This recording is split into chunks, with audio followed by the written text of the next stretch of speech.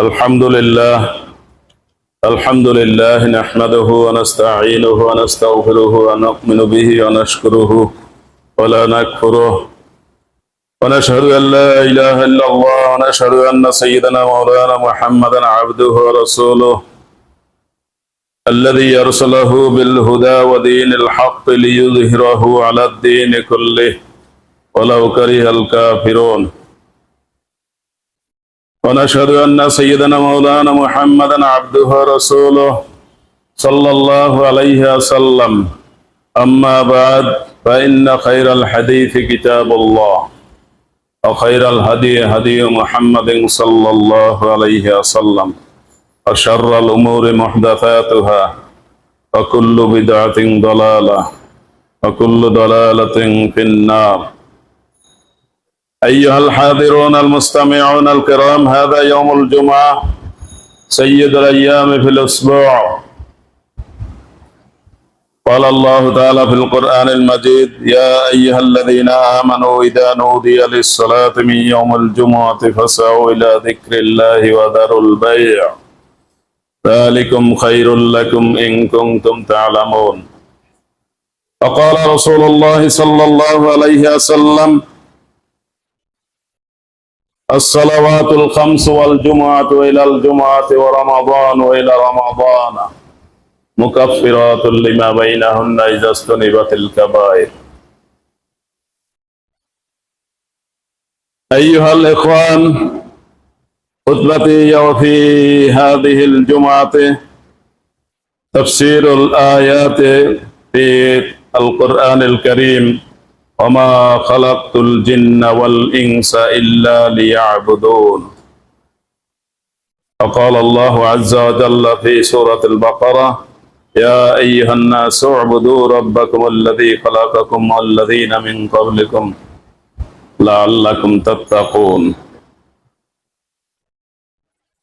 وقال رسول الله صلى الله عليه وسلم: مروا صبيانكم بالصلاة وهم أبناء 7 سنين واضربوا عليها وهم أبناء 10 سنين وفرقوا بينهما في المضاجع. وجاء في الحديث الشريف قال رسول الله صلى الله عليه وسلم: من اغتسل يوم الجمعة غسل الجنابة ثم راح إلى المسجد فكأنما قرب بدنه، ومن راح في الساعة الثانية فكأنما قرب بقرة، ومن راح في الساعة الثالثة فكأنما قرب كبشا أقرا، ومن راح في الساعة الرابعة فكأنما قرب دجاجة، ومن راح في الساعة الخامسة فكأنما قرب بيضة. فإذا خرج الإمام حضرت الملائكة ويستمعون الذكر. وجاء في الحديث الشريف برواية أبي هريرة رضي الله تعالى عنه أنه قال: قال رسول الله صلى الله عليه وسلم: يتعاقبون فيكم ملائكة بالليل وملائكة بالنهار ويستمعون في صلاة الفجر وصلاة العصر فيعرج الذين باتوا فيسألهم ربهم كيف تركتم عبادي وهو أعلم منهم، قالوا وجدناهم يصلون وتركناهم يصلون. وقال الله عز وجل في القرآن المجيد في سورة إبراهيم: وما أرسلنا من رسول إلا بلسان قومه ليبين لهم. প্রিয় মুসল্লিবৃন্দ, সপ্তাহের শ্রেষ্ঠ দিন জুমার দিন, জুমার নামাজের জন্য আমরা ইতিমধ্যে মসজিদে এসে হাজির হতে পেরেছি। শুকর আলহামদুলিল্লাহ। জুমার দিন সপ্তাহের শ্রেষ্ঠ দিন, জুমার নামাজ সপ্তাহের শ্রেষ্ঠ নামাজ। এই নামাজের অনেক গুরুত্ব রয়েছে, এই নামাজের সাথে অনেকগুলো বিষয় রয়েছে। সুতরাং এই নামাজের গুরুত্ব দিয়ে নামাজ আদায় করা, এটা ইমানদারের ইমানের অংশ। যে গুরুত্ব দিয়ে এই জুমার নামাজ আদায় করবে সে 1 জুমায় 10 জুমার সওয়াব পাবে কমপক্ষে। রাসূলুল্লাহ সাল্লাল্লাহু আলাইহি ওয়াসাল্লাম বলেছেন, কমপক্ষে এক জুমায় 10 জুমার সওয়াব পাবে। আর গুরুত্বহীন ভাবে যারা আদায় করবে তাদের কথা আগেই বলা হয়েছে। যারা জুমার নামাজ আদায় করতে আসে তাদেরকে রাসূলুল্লাহ সাল্লাল্লাহু আলাইহি ওয়াসাল্লাম কয় শ্রেণীতে ভাগ করেছেন? 3 শ্রেণীতে ভাগ করেছেন। এক শ্রেণী তারা গুরুত্ব না দিয়ে জুমার নামাজ আদায় করতে আসে, এদের ওই রকমই, যেরকম সে গুরুত্ব দেয় না সেরকম আল্লাহ তাদের এই আসা যাওয়ার উপরে কোনো গুরুত্ব দেন না। আল্লাহর হিসাবের খাতায় তাদের কোনো নাম নেই, যেভাবে আসে সেভাবে যায়। সেও গুরুত্ব দেয় নাই, আল্লাহ গুরুত্ব দেন নেই, শেষ। ইয়াহদুরুল জুমাআতা সালাসাতু নাফার, রাসূলুল্লাহ সাল্লাল্লাহু আলাইহি ওয়াসাল্লাম বলেছেন, জুমায় আসে 3 শ্রেণীর মানুষ। ইয়াহদুরুল জুমাআতা ইয়ালহু, খেল তামাশা হিসাবে আসে, সবাই আসে, এই জন্য আসে, ওরা ওই দাবি। আর এক শ্রেণী আসে জুমার নামাজে দোয়ায় শরীক হওয়ার জন্য। জুমার নামাজে দোয়া আসেনি, প্রথম খুতবা তালিম, আর দ্বিতীয় খুতবা কি? দোয়া। প্রথম খুতবার পুরোটাই হবে তালিম। আল্লাহ কি বলেছেন, রাসূলুল্লাহ সাল্লাল্লাহু আলাইহি ওয়াসাল্লাম কি বলেছেন, এইটা হবে তালিম। আল্লাহ যা আদেশ করেছেন তা জানতে হবে, শুনতে হবে, মানতে হবে। রাসূলুল্লাহ সাল্লাল্লাহু আলাইহি ওয়াসাল্লাম যা করেছেন, যা আদেশ করেছেন তা শুনতে হবে, জানতে হবে, মানতে হবে। আর এটার নামে ইসলাম। ইসলাম একটি কালেমায়, একটি কথা, একটি কথার 2টি অংশ। আশহাদু আল্লা ইলাহা ইল্লাল্লাহ, ইলাহ একমাত্র আল্লাহ, এটা বিশ্বাস করা, মনে প্রাণে বিশ্বাস করা, মুখ দিয়ে স্বীকার করা, কাজে পরিণত করা। ইলাহ একমাত্র আল্লাহ, আমার নিয়ন্ত্রণকারী একমাত্র আল্লাহ, আমার সৃষ্টিকর্তা একমাত্র আল্লাহ, আমার ভাগ্যে ভালো মন্দ যা কিছু আছে তা সম্পূর্ণ আল্লাহর হাতে। এই বিশ্বাস দিনে রাতে প্রকাশ্যে গোপনে সর্ব অবস্থায় মনে রাখতে হবে, সর্ব অবস্থায় মনে রাখতে হবে। যখন আপনি কথা বলেন তখন আপনার মনে রাখতে হবে যে আপনার ইলাহ একমাত্র আল্লাহ। এই কথার মধ্যে আপনি অযাচিত কথা বলতে পারবেন না। রাসূলুল্লাহ সাল্লাল্লাহু আলাইহি ওয়াসাল্লাম শিখিয়ে দিয়েছেন, মান ইউমিন বিল্লাহি ওয়াল ইয়াউমিল আখির ফালিয়াকুল খায়রান আও লিয়াসমুত। যে আল্লাহকে বিশ্বাস করে, আখিরাতে বিশ্বাস করে, আল্লাহকে বিশ্বাস করে, আল্লাহকে দেখে নাই তারপরে বিশ্বাস করে, আল্লাহর নবীগণ বলে দিয়েছেন। আখিরাতে বিশ্বাস করে তার মানে তাকে আখিরাতে উঠতে হবে, তার এই জীবন শেষ জীবন নয়, তাকে এই পুরো জীবনের হিসাব দিতে হবে। সেই জীবনের 5টি বিষয়, 5টি প্রশ্ন বিশেষ করে হিসাব দিতে হবে। রাসূলুল্লাহ সাল্লাল্লাহু আলাইহি ওয়াসাল্লাম প্রশ্নবাচক বিষয় কি কি তাও বলে দিয়েছেন। বলে দেওয়ার পরও এই বিষয়ে লোকেরা কি করবে? ফেল করবে। প্রশ্ন বলে দেওয়া হয়েছে, তারপর কি করবে? ফেল করবে। দুনিয়া তো এভাবে আছে, প্রশ্ন বলে দেওয়ার পরও পরীক্ষায় ছাত্ররা ফেল করে, আর না বলে দিলেও অনেকে পুরো নাম্বার পায়। এই আমাদের পার্শ্ববর্তী বিরাট এক দেশ, সে দেশে একটি মেয়ে, মুসলমান একটি মেয়ে, মেডিকেলে 720 নম্বরের মধ্যে 720 নম্বর পেয়ে পাস হয়েছে। সে হিজাব করা, পর্দা করা একটি মেয়ে। এখন যারা মনে করে পর্দা করলে কিছু করা যায় না, তারা মনে করেই থাকবে, মনে করলে অনেক কিছু করা যায়, মনে মনে অঙ্ক করা যায়, মনে মনে অঙ্ক করলে অঙ্ক মিলে, কিন্তু কাজে মিলে না। কাজে মিলবে? 50 জন মিস্ত্রি একটি বিল্ডিং করতে পারে 1 মাসে। তাহলে আপনি 50 জন মিস্ত্রি 1 মাস গুণ দিয়ে একদিনে বিল্ডিংটা করতে পারবেন? করা যাবে? 50 জনে 1 মাস, তাই 50, 30, 3, 5, 15, 1500 মিস্ত্রি লাগাবেন, একদিনে বিল্ডিং করতে পারবে? রড সোজা করবে না রাজ করবে? কার মাথার উপরে কে করবে? অঙ্কে করা যাবে, অঙ্ক মিলবে। এজন্য মনে মনে যারা অঙ্ক করেন তাদের অঙ্ক মিলবে, বাস্তবে মিলবে না। ইসলামের বিধিবিধান মেনে সারা দুনিয়ায় সব ধরনের কাজ করা যায়। ইসলামের বিধিবিধান মানে স্রষ্টার বিধিবিধান, সৃষ্টি যিনি করেছেন তিনি দিয়েছেন সেই বিধান, ওইটাই ঠিক। আর লোকেরা যেটা করে ওগুলা লোকের জন্য ক্ষতিকর, ওটার ক্ষতি পদে পদে পায়ে পায়ে। সুতরাং প্রশ্নগুলো বলে দেওয়ার পরও যদি লোকেরা ফেল করে, কিয়ামতের দিন কয়টা প্রশ্ন করা হবে? 5টা প্রশ্ন করা হবে। পুরো জীবন সম্পর্কে একটা প্রশ্ন করা হবে, যে পুরো জীবন কোথায় কি করছো, হিসাব দাও। হিসাব দেওয়া যাবে? মনে থাকবে কিছু? থাকবে না। পুরো জীবনের 2 ভাগ করা হবে। এরপরে আবার প্রশ্ন, যৌবনকালে কি করেছো? যৌবনকাল কি ভাঙ্গা করার কাল, কিছু করা যায়, কিছু গড়া যায়, কিছু ভাঙ্গাও যায়। এই সময় ড্যামকে আর ভাব কোনো কিছু পরোয়া করে না, সব ভেঙে চুরে চুরমার করে যায়। বয়স খুব কম হইলেও নেতৃত্ব দেয়, দাপট দেখায় অনেক বেশি, মনে হয় যেন এর অনেক কিছু শিখেছে। না, অনেক কিছু শিখে নেই, কিন্তু এই বয়সের কারণে এরকম অবস্থা হয়েছে। সম্পদের বিষয়ে আলাদা 2টা প্রশ্ন করা হবে। সম্পদ কোথা থেকে কামাই করেছে, কোথায় ব্যয় করেছে। সুতরাং আপনি যখন সম্পদ কামাই করেন দিনে রাতে প্রকাশ্যে গোপনে, তখন আশহাদু আল্লা ইলাহা ইল্লাল্লাহ এটা মনে রাখা দরকার কিনা? আপনি তখন অবৈধভাবে কামাই করতে পারবেন? পারবেন না। অবৈধ কামাই করলে সেই শরীরটা কিসের জন্য উপযুক্ত? বেহেশতের জন্য না আগুনের জন্য? হারামে উপার্জিত শরীরটা হারামে জাহান্নামের জন্য উপযুক্ত। আল্লাহ তাআলা কোরআন মাজিদে 2টি আয়াত বলেছেন, রাসূলুল্লাহ সাল্লাল্লাহু আলাইহি ওয়াসাল্লাম সুন্দরভাবে সেটাকে উদাহরণ দিয়েছেন।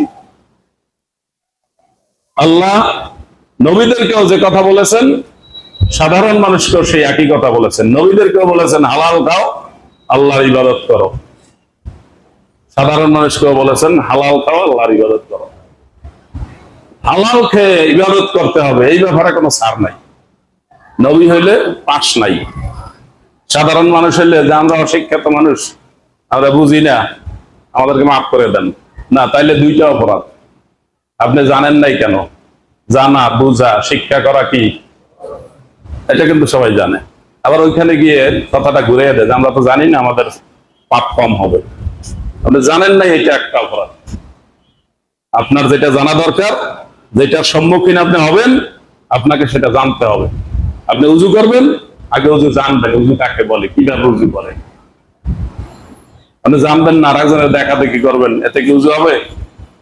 এখানে কোনটা ছুটে গেল আপনি বুঝেন নাই, কোন কারণে আপনার উজু হইল না এটাও বুঝেন নাই, তাহলে জানাও হয় নাই, উজুও হয় নাই, দেখলেই হবে না, জানতে হবে। নামাজ পড়বেন আপনি, নামাজ জানতে হবে। কি নামাজ পড়বেন? এখন জুমার নামাজ পড়বেন, আর এক জায়গায় গিয়ে পড়বেন কি জানাজার নামাজ। এভাবে করে কোন নামাজ পড়বেন, কি নামাজ পড়বেন, জানতে হবে। সুতরাং আমি যে কথাটা বলছিলাম, কিয়ামতের দিন 5টা প্রশ্ন করা হবে। সম্পদের বিষয়ে 2টা প্রশ্ন, কোথা থেকে কামাই করেছে, হালাল নাকি হারাম। সুতরাং আপনি যখন ব্যবসা বাণিজ্য করেন, আপনি যখন লেনদেন করেন, তখন আশহাদু আল্লা ইলাহা ইল্লাল্লাহ মাথায় থাকতে হবে, না থাকলেও চলবে। কিন্তু আমাদের মুসলমানদের আশহাদু আল্লা ইলাহা ইল্লাল্লাহ শুধু মনে করে কোন সময়? নামাজ, রোজা, হজ, যাকাত, এই কয়েকটা লিমিটেড কয়েকটা জিনিস কাজ করে।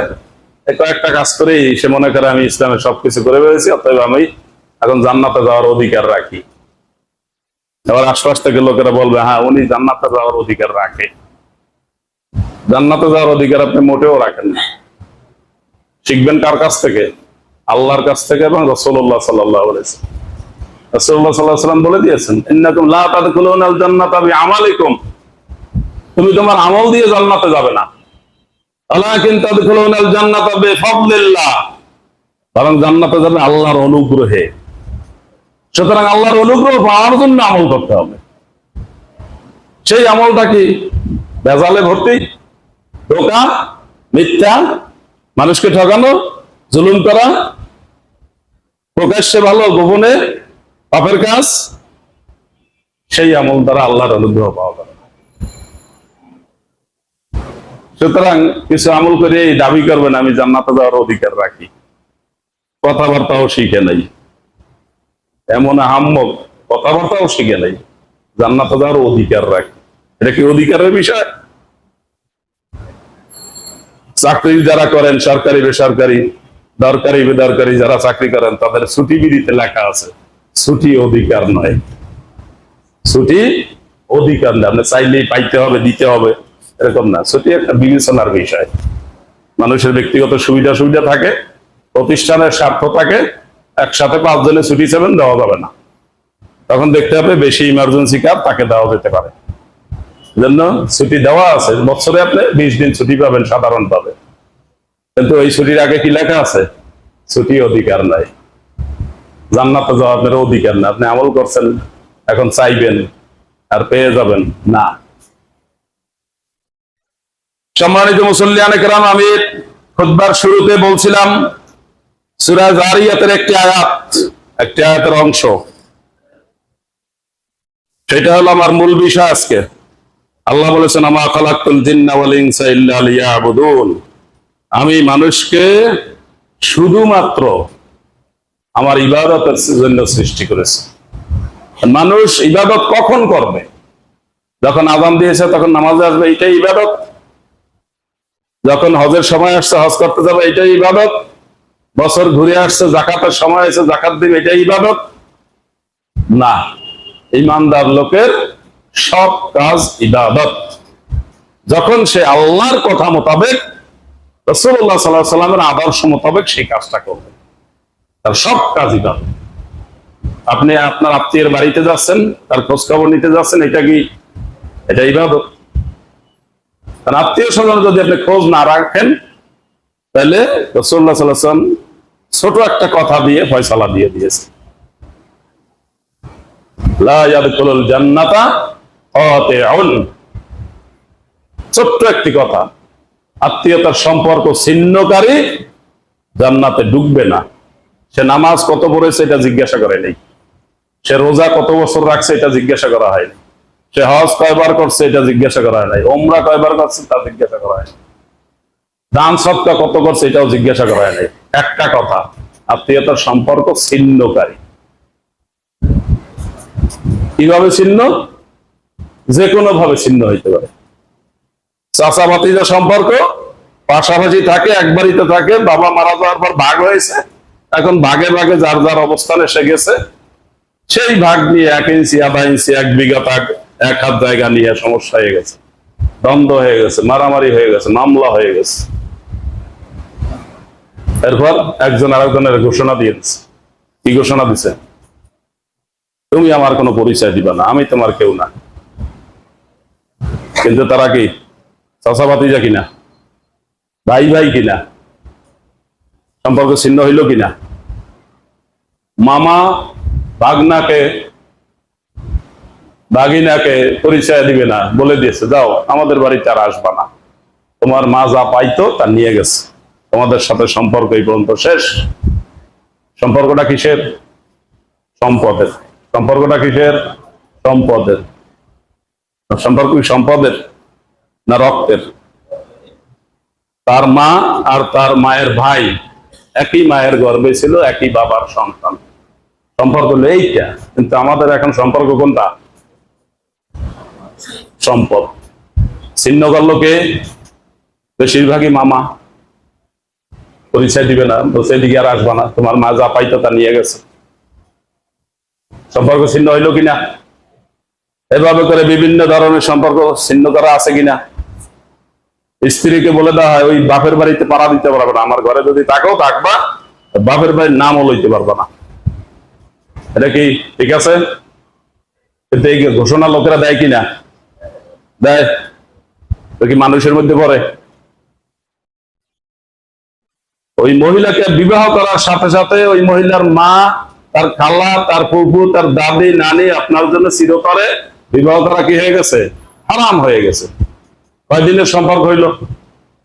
এই স্ত্রী যদি মারা যায় তাহলে সম্পর্ক থাকবে না থাকবে না? স্ত্রীকে যদি তালাক দেয় তারপর ওই মহিলাদেরকে আবার বিবাহ করতে পারবে না? তার মাকে বিবাহ করতে পারবে না, তার দাদি নানিকে বিবাহ করতে পারবে না। সম্পর্কটা কয়দিনের? কিন্তু স্ত্রীকে বলে দেওয়া হয়েছে ওই বাড়ির নাম লইতে পারবে না। হ্যাঁ, বলবেন যে সমস্যা আছে, অনেক সমস্যা ছাড়া কে আছে? ত্রুটি বিচ্যুতি ছাড়া কে আছে? আপত্তি নাই এমন লোকটা কে আছে? মুহাম্মদুর রাসূলুল্লাহ সাল্লাল্লাহু আলাইহি ওয়াসাল্লামকে পর্যন্ত সর্বশেষ একটা যুদ্ধে রাসূলুল্লাহ সাল্লাল্লাহু আলাইহি ওয়াসাল্লাম আকরা ইবনে হাবেসকে 100 উট দিয়েছেন গনিমতে। মদিনার একজন প্রভাবশালী লোক সে এটা দেখে বলছে ইজান কিসমাতুন দিজা, এটা একটা পার্সিয়ালিটি বন্টন, এত পার্সিয়ালিটি সহ্য করা যায় না। রাসূলুল্লাহ সাল্লাল্লাহু আলাইহি ওয়াসাল্লাম বলেছেন, আমি মুহাম্মদুর রাসূলুল্লাহ পার্সিয়ালিটি করলাম, ন্যায় করবে কে? এরপর রাসূলুল্লাহ সাল্লাল্লাহু আলাইহি ওয়াসাল্লাম চুপ হয়ে গেছেন, বেশি কিছু আর বলেন নাই। বলছেন যে আমাকে তো লোকেরা এই পর্যন্ত বলে আমার পূর্ববর্তী নবী ঈসা মূসা আলাইহিস সালামকে এর চাইতে মারাত্মক কথা বলেছে। আমাকে তো বলছে যে পার্সিয়ালিটি করছি, বিচার ঠিক মতো করি নাই, 100 উট একজনকে দিয়ে দিছি। কেন দিছে সেটা আল্লাহর নবী ভালো করে জানেন। আল্লাহর নবী যা করেন আল্লাহর নির্দেশে করেন, আল্লাহর হুকুমে করেন। আল্লাহ এটা কোরআনে বলে দিয়েছে। আর কোরআন আপনি জানতেন কথা এটা মনে করবেন না কখনো। আপনি যদি অমুসলমান হইয়া ওইটা মনে করেন তাহলে আল্লাহ এই কোরআনকে অপমান করার কারণে আপনাকে নিশ্চিহ্ন করে দিবেন, দুনিয়াতে অপমানিত করবেন, চূড়ান্ত অপমান করবেন। মান তারাকাহু বিজাব্বার ফাসামাহুল্লাহ, রাসূলুল্লাহ সাল্লাল্লাহু আলাইহি ওয়াসাল্লাম বলেছেন এই কোরআন কি? এই কোরআন যে বর্জন করবে তার দাপটের সাথে, তার ক্ষমতার বলে আল্লাহ তাকে দুনিয়াতে অবদস্থের চূড়ান্ত অবস্থায় পৌঁছে দিবেন। মক্কা বিজয়ের পরে রাসূলুল্লাহ সাল্লাল্লাহু আলাইহি ওয়াসাল্লাম বিভিন্ন লোকের কাছে ঈমান গ্রহণ করার জন্য বিভিন্ন রাজা বাদশার কাছে চিঠি দিয়েছেন।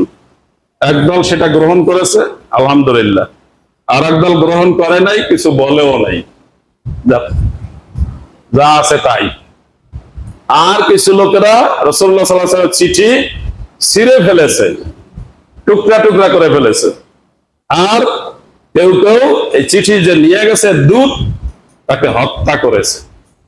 এই দুই কাজ যারা করেছে তারা রাসূলুল্লাহ সাল্লাল্লাহু আলাইহি ওয়াসাল্লামের চোখের সামনেই একদম নিশ্চিহ্ন হয়ে গেছে।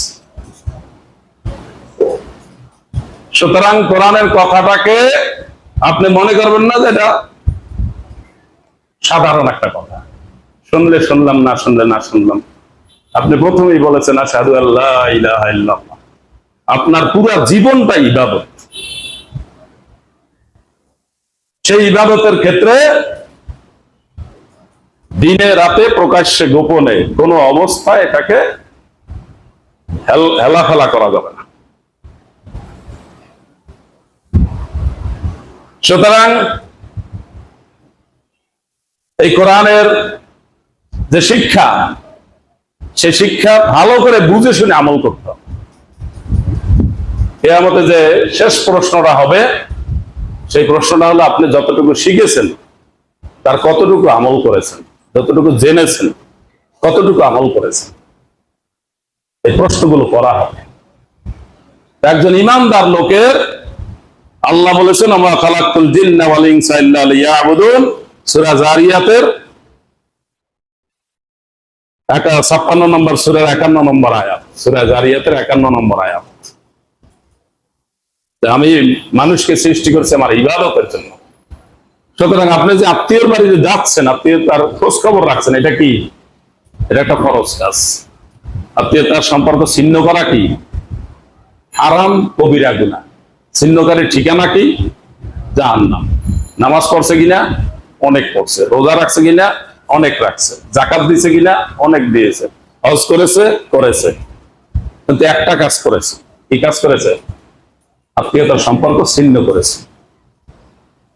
এজন্য রাসূলুল্লাহ সাল্লাল্লাহু আলাইহি ওয়াসাল্লাম বলেছেন, যে আত্মীয় যেখানে আছে মাঝে মধ্যে তাদের খোঁজ খবর করতে যাওয়া দরকার, ইচ্ছাকৃতভাবে তার খোঁজ রাখা দরকার, ইচ্ছাকৃতভাবে তাদের কাছে যাওয়া দরকার, এই আত্মীয়তার খোঁজ রাখার জন্য।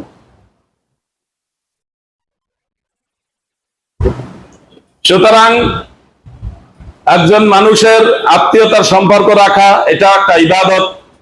অনুরূপ ভাবে আপনি এসেছেন, বসেছেন এক জায়গায়, পরে আর একজন লোক আসছে, তাকে বসতে দেওয়া কি? এটা আল্লাহর পক্ষ থেকে আপনাকে আদেশ করা হয়েছে, কিন্তু এই আদেশটা আপনি শোনেন নাই। আবার কেউ কেউ শুনছেন কিন্তু এটার কোনো গুরুত্ব দিচ্ছেন না।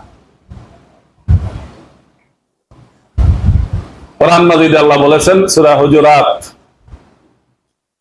ইয়া আইয়ুহাল্লাযীনা আমানু ইযা ক্বিলা লাকুম তাফাসসাহু ফিল মাজালিসি ফাফসাহু ইয়াফসাহিল্লাহু লাকুম। ও হে ঈমানদাররা শোনো, যখন এমন অবস্থা হয় যে পরিবেশ তোমাদেরকে বলে জায়গা করে দেন, আর একজনকে বসতে দেন, ইযা ক্বিলা লাকুম, ওখানে কে বলে? এটা বলে নাই, পরিবেশ বলছে যে একটা লোক আসছে, এখন কি করতে হয়? তাকে বসতে দিতে হয়। আল্লাহ বলছেন তখন তুমি একটু সরে, একটু ডানে বামে সরে তাকে জায়গা দাও। তুমি তাকে জায়গা দিলে আল্লাহ তোমাকে জায়গা দিবেন। আল্লাহ শর্ত দিচ্ছেন, তুমি তাকে জায়গা দিলে আল্লাহ তোমাকে জায়গা দিবেন। কিন্তু আমাদের লোকেরা এই কথাটা শিখে নাই, এটা যে কোরআনের আয়াত তা জানে নাই। এখন সে গাড়িতে উঠে কি করে? 2 সিট নিয়ে বসে থাকে, আরেকজনকে বসতে দেয় না। যদি দিতেও দেয় তাহলে আবার উনি সাইডে একটা ব্যাগ রাখে, ব্যাগ রেখে জায়গা 3 ভাগের 2 ভাগ নিজে দখল করে, আর একজনের বসতে দেয় কতটুকু? যা পায় তার অর্ধেক। এখন উনি 1 পা দিয়ে বসবে। আবার 2 সিটের গাড়ি মুখের সিটে বসে থাকে, আরেকজন আসলে যাইতে দিবে তাও দিতে চায় না। তার মানে আপনি আর এক জায়গায় গেলে ভালো হয়, পিছনের সিটে যান তাহলে ভালো হয়। আমি একাই 2 সিট দখল করে থাকি, এইটা ভালো আছে কিনা? আপনারা আমার কথা বুঝতেছেন? এগুলা ঘটে কিনা? তাহলে এটা কি ইমানদারের কাজ হচ্ছে? আল্লাহ কি বলছেন? আল্লাহ বলছেন একটা লোক আসছে, তারে বসতে দাও, জায়গা দাও। তুমি তারে জায়গা দিলে আল্লাহ তোমারে জায়গা দিবেন। শর্ত দিয়ে দিচ্ছেন আল্লাহ। তা আল্লাহ আমাকে জায়গা দিবেন, দুনিয়াতে দিবেন, আখিরাতে দিবেন, যেখানে দিবেন সেখানে দিবেন। দিবেন, আল্লাহ ওয়াদা করেছেন, দিবেন কিনা? কিন্তু আমি কি সেই কাজটা করছি? এই গাড়িতে উঠলে এই অবস্থা আছে কিনা আমাদের? যাত্রী ছাউনি যেখানে আছে সেখানে বসার সিট থাকে, আছে কিনা? লঞ্চ ঘাটে বসার জায়গা আছে, ট্রেন স্টেশনে বিভিন্ন জায়গায় বসার জায়গা আছে। লোকেরা কি করে? তার ব্যাগ, লাগেজ যা কিছু আছে সব নিয়ে ওই সিটের উপরে রাখে। তিনি 5 জনের সিট দখল করিয়া ব্যাগটা রেখে আর নিজে ওই জায়গায় বসে আছে। আর লোকেরা কি করবে? ব্যাগ নিয়ে দাঁড়াই থাকবে, কারণ ওই সিট গুলা বানাইছে কি ব্যাগ রাখার জন্য। ইযা ক্বিলা লাকুম তাফাসসাহু ফিল মাজালিসি ফাফসাহু ইয়াফসাহিল্লাহু লাকুম।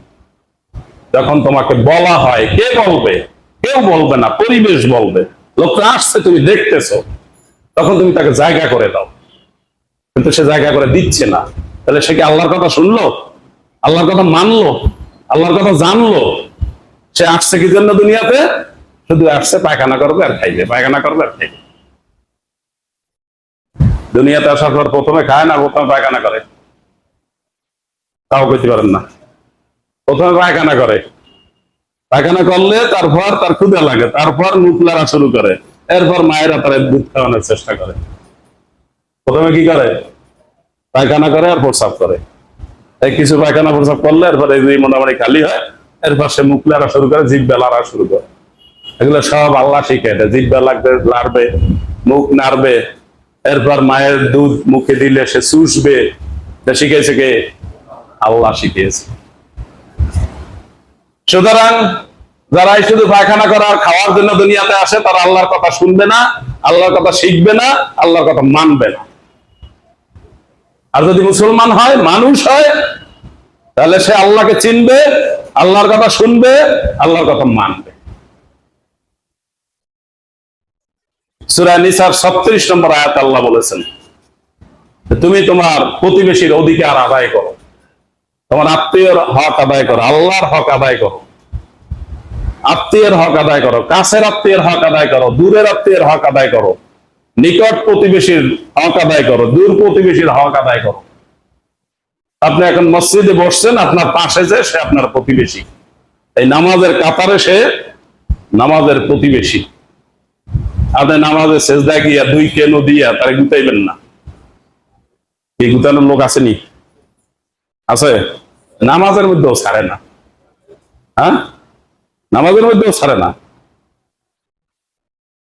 আপনার পাশে লোক থাকলে আপনি কেন পাশে সরাবেন না, তাহলে যথাসম্ভব সংযত হয়ে আপনার যতটুকু জায়গা আছে ততটুকু জায়গা নিয়ে আপনি দাঁড়াবেন, সেজদা দিবেন।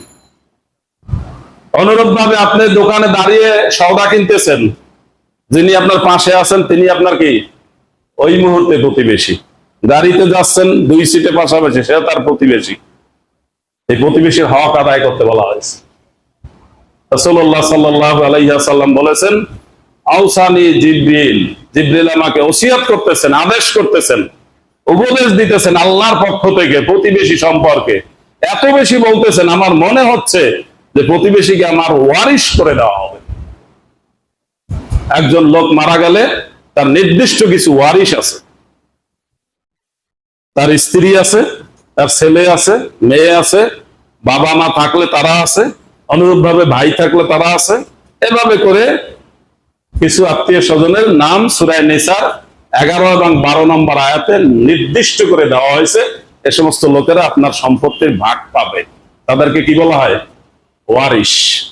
তাদেরকে কি বলা হয়? ওয়ারিশ বলা হয়। জিবরিল আলাইহিস সালাম রাসূলুল্লাহ সাল্লাল্লাহু আলাইহি সাল্লামকে প্রতিবেশী সম্পর্কে এত বেশি বলতেছেন, জিবরিল আলাইহিস সালাম বলতে রাসূলুল্লাহ সাল্লাল্লাহু আলাইহি সাল্লাম ভাবতেছেন যে প্রতিবেশীকে আমার ওয়ারিশ করে দিবে কিনা। সুতরাং আপনার প্রতিবেশী যেখানেই আছে, এক হলো আপনার বাড়ির প্রতিবেশী, এক হলো আপনার নিকট প্রতিবেশী, আর এক হলো দূর প্রতিবেশী, আর একজন হলো পথের প্রতিবেশী, আর একজন হলো দোকানের প্রতিবেশী। আপনি যেখানে দাঁড়িয়ে দোকান থেকে সওদা নিচ্ছেন, এই সব প্রতিবেশীর হক আদায় করতে আল্লাহ বারবার বলেছে। একবার বলেন নাই, বারবার বলেছে। ক্লাসে ছাত্ররা পাশাপাশি বসে, তারা ওই সময় প্রতিবেশী। এখন ক্লাসে ছাত্রের ব্যাগের মধ্যে কলম থাকে, কিছু টাকা পয়সাও থাকে, কিছু নাস্তা থাকে। 2-1টা দুষ্ট ছেলে পেলে পাওয়া যায়, ওরা ফাঁকে ঝোঁকে ওদের কলম চুরি করে। এই চুরি করা কি সে জন্ম থেকে শিখে আসছে? এটা সে আশেপাশে থেকে শিখছে, তার পরিবার থেকে শিখছে। কোথা থেকে শিখছে? পরিবার থেকে শিখছে আর আশেপাশে থেকে শিখছে। আর একজন নাস্তা খেয়ে ফেলে। কিছু শিশু আছে মায়ের সাথে আর এক বাসায় যায়, ওই বাসা থেকে কিছু দিলে মা যতক্ষণ পর্যন্ত না বলবে ততক্ষণ পর্যন্ত হাত দিয়ে ধরবে না, আছে কিনা? আর কিছু আছে আর এক বাসায় গিয়ে প্রথম ফিরিজটা টান দিয়ে খুললে যা আছে বিসমিল্লাহ বলে শুরু করে দেয়।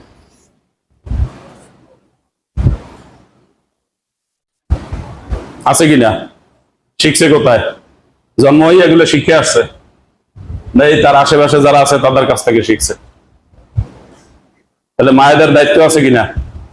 বাবারা শিখাইতে পারবে এগুলা? পারবে? পারবে, কিন্তু বাবার চাইতে মায়ের জন্য সহজ।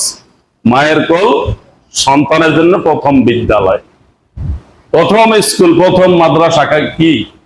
মায়ের কোল। মা শিখাবেন। কিছু মা আছে শোয়ার সময় দোয়া কালাম শিখায়।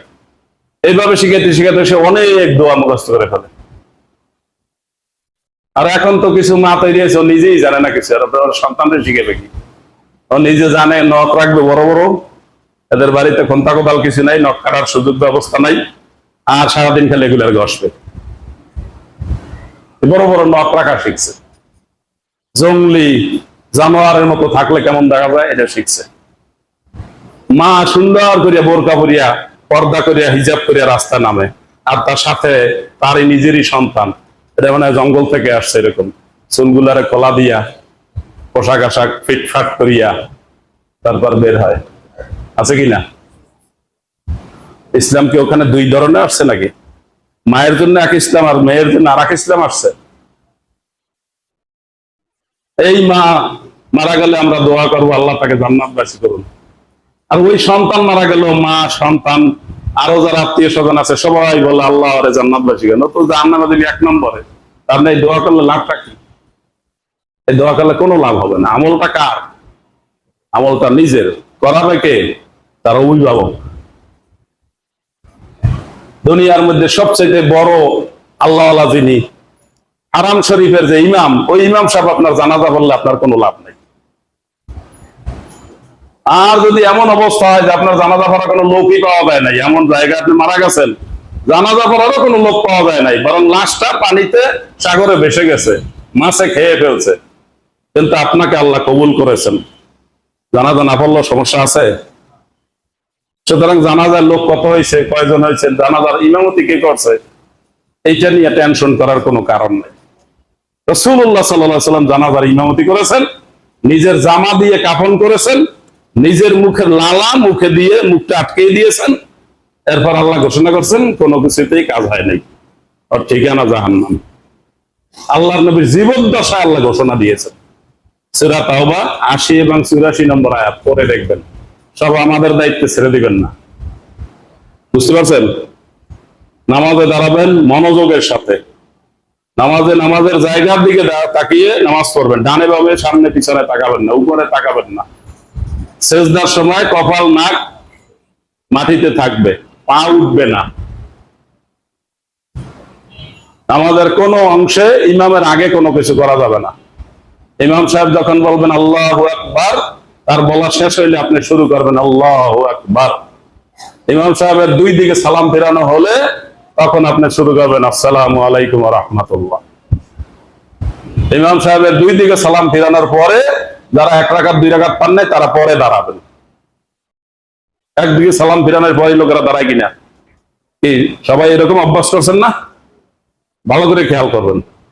আপনি যা অভ্যাস করছেন ওইটা করা যাবে না। আপনি সহি কথা যেটা শুনবেন ওইটা করতে হবে। বাসায় উজু করে 2 রাকাত নামাজ পড়বেন। এই নামাজের নাম কি? তাহিয়াতুল উজু। এই তাহিয়াতুল উজু নামাজের বিরাট মর্যাদা। নামাজের ফরজের আগের সুন্নাত বাসায় পড়ে আসবেন, ফজরের সুন্নাত বাসায় পড়ে আসবেন, জোহরের সুন্নাত বাসায় পড়ে আসবেন। আগে যে সুন্নাত আছে এগুলো বাসায় পড়ে আসবেন, এটা একটা সুন্নাত। যদি আপনার জায়গা থাকে সুন্দর, ওখানেই পড়ে আসবেন। আর ফরজ নামাজের পরে আয়াতুল কুরসি পাঠ করবেন। সুন্নাত থাকলে পরে পড়বেন, আগে আয়াতুল কুরসি পাঠ করবেন, তারপর সুন্নাত পড়বেন। জুমার 2 রাকাত ফরজের পরে লাফ দিয়ে বের হয়ে পড়বেন না। ফরজের পরে কয় রাকাত পড়বেন? 4 রাকাত মসজিদে পড়বেন। আর বাসায় গিয়ে 2 রাকাত এই পর্যন্ত পড়া অভ্যাস হয়েছে। 2-1 আছেন নাকি? খুব কম। একটু কষ্ট করে দোতলা যারা আছেন হাত তোলেন, 3 তলা আর নিচতলা হাত দেখা যাবে না, আমি দেখবো না। খুব কম, দেখছেন তো? এই দাওয়াত আপনারা শুনছেন কতদিন আগে থেকে? অনেক আগে থেকে শুনছেন না? এখন পর্যন্ত এই অভ্যাস হয় নাই, বাসা গেলে আর মনে থাকে না। আমি হিসাব করছি, এই জন্য আজকে গত সপ্তাহে হিসাব করছি, আগামী সপ্তাহে এটা জানতে হবে আমার কয়জন পাওয়া যায়। আল্লাহ বলে দিয়েছেন আল্লাহর শুকরগুজার বান্দা যে শোনে, বোঝে, জানে, আমল করে, তাদের সংখ্যা কি? কম। কারণ আপনারা কি বাড়াবেন? এই সপ্তাহে একটু খেয়াল করেন যে বাসায় যাই 2 রাকাত পড়তে পারেন কিনা। ভালো করে মনে রাখেন যে জামা খোলার পরও যদি মনে ওঠে তাহলে আবার জামা গায়ে দিয়ে তারপর 2 রাকাত পড়বেন। মনে থাকবে? মনে থাকতে চায় না। এই আমলগুলো করতে হবে। আল্লাহ আমাদের তৌফিক দান করুন। খাওয়ার আগে বিসমিল্লাহ বলেন তো? অধিকাংশই বলেন না। নিজে একটু চেক করে দেখেন বলেন কিনা। খাওয়ার শেষে আলহামদুলিল্লাহ বলেন? অধিকাংশই বলেন না। বিসমিল্লাহ যদি না বলে থাকেন, যখন মনে আসবে তখন বলতে হবে। বিসমিল্লাহ বলে না থাকলে যখন মনে আসবে তখন বলতে হবে। কারণ আপনার এই খাদ্য আপনার অঙ্গ প্রত্যঙ্গ কাজ করবে, আল্লাহ করাবেন। সেই খাদ্যটা যদি আল্লাহর নাম নিয়ে না যায় তাহলে শয়তানের নাম নিয়ে ঢুকবে, শয়তানের কাজ করাবে। ওইটার থেকে বাঁচার জন্য যখন মনে আসবে বিসমিল্লাহ তখনই বলতে হবে। কিছু খাওয়ার পর মনে আসলে তখনও বলতে হবে। বিসমিল্লাহ মোটেও ছাড়া যাবে না। هذا ما عندي والعلم عند الله سبحانك لا علم لنا إلا ما علمتنا إنك أنت العليم الحكيم. صدق الله العلي العظيم وصدق رسوله النبي الكريم ونحن على ذلك من الشاهدين. ربنا تقبل منا إنك أنت السميع العليم وتب علينا إنك أنت التواب الرحيم.